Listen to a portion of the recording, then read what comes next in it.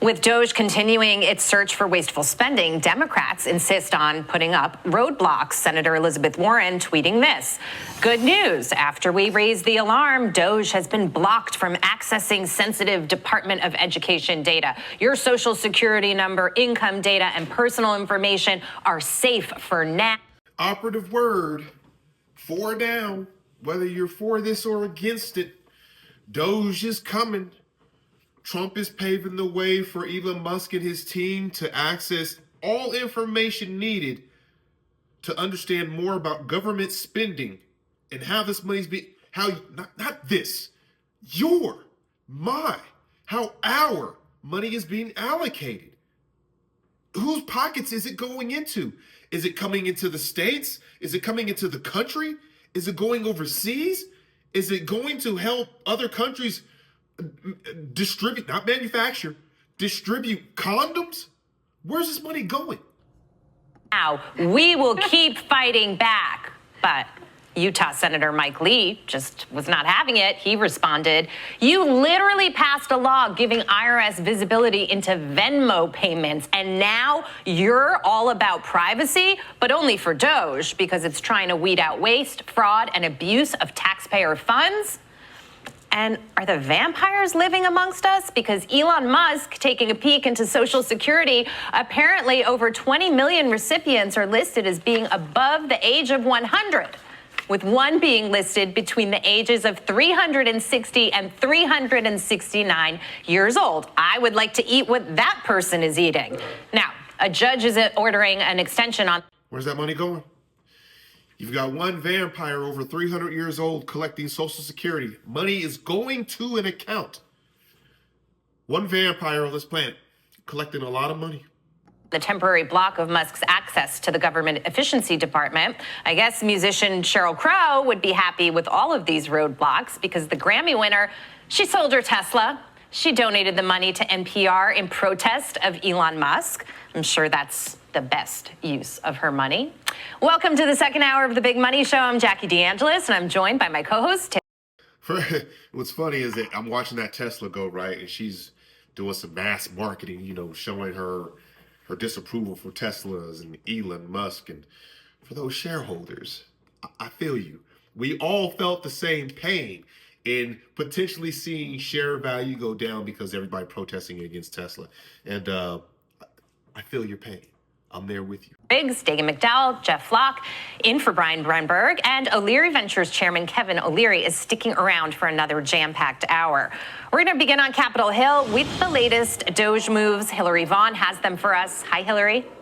Hi, Jackie. Well, there is a concern that DOGE is getting access to sensitive information at the IRS, but this is something that people at the IRS have access to every single day to do their job. So the people who are protesting are really mad that DOGE is the one who's getting to look under the hood. The White House has insisted that anyone viewing anything sensitive or classified or private has the clearance and appropriate approval to do so. A White House official says that direct access to what's called the Integrated Data Retrieval System, which includes visual access to taxpayer accounts, is needed to audit the IRS, something the IRS workers do every day to Americans. The IRS is also not immune from downsizing. AP reports they will lay off thousands of IRS workers who have been in the probation period of their employment, with cuts happening as soon as next week. People work very hard to pay their taxes every single day. They're hurting. They see wasteful government spending. We need to have government in the sunshine. We need to have spending in the sunshine. In addition to finding fraud, DOGE is discovering lost taxpayer cash. DOGE helping the Department of Housing and Urban Development relocate $1.9 billion that had gone missing under Biden. That's nearly $2 billion that they say the Treasury can now use for other things. DOGE has also been digging into Social Security. Elon Musk estimating there are about 60 million more Social Security numbers issued than there are Americans, saying, quote, there are far more eligible Social Security numbers than there are citizens in the USA. This might be the biggest fraud in history, but Democrats say DOGE is exaggerating all this fraud they're finding. These are by and large performative theatric measures. They'll pick these one-off cases and they'll say this is broad policy. This is what an entire department or agency does or represents. And it's just not true. Musk also found that there's over 4 million people in the Social Security database who have an age over 140 years old. The oldest person alive right now in the world is 116 years old. So this is either a smoking gun for fraud, or as Elon Musk joked, vampires could be real. Jackie? They just might be. Hillary Vaughn, thank you so much.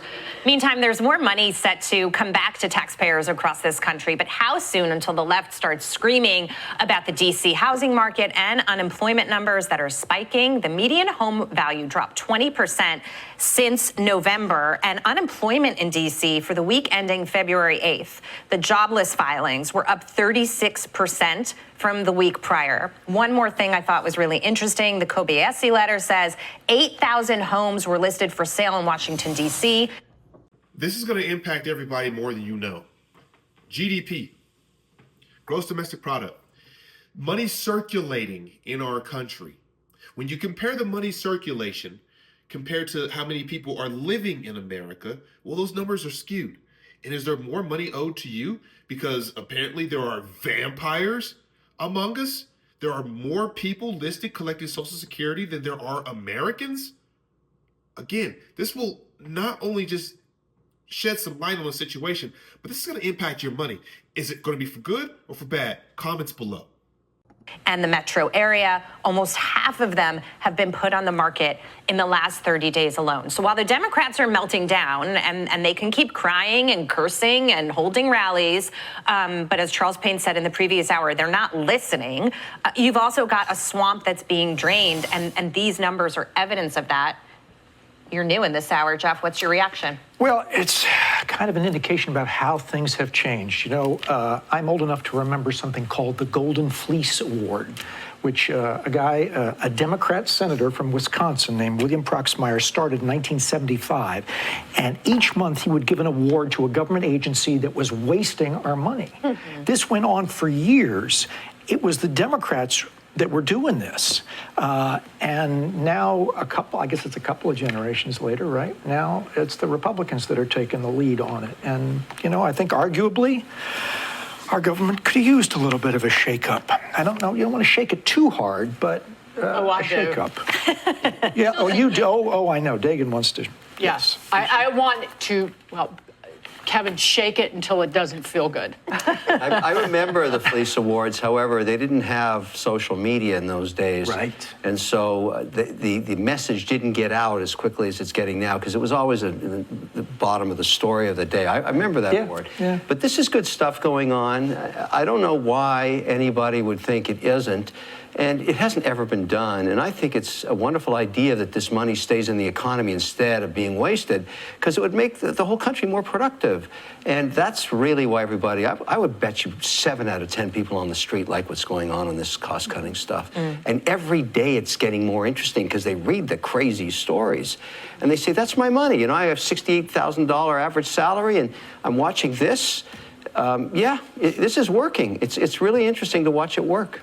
In honor of Kevin O'Leary, because I know he's all about permitting reform, I think, Jackie, for me, DOGE goes a little bit step deeper. I think I love cutting the waste, fraud, and abuse, cutting the money, slashing jobs. But I think the next layer is going to have to be government working around red tape, because we all remember, and this is from the New York Times.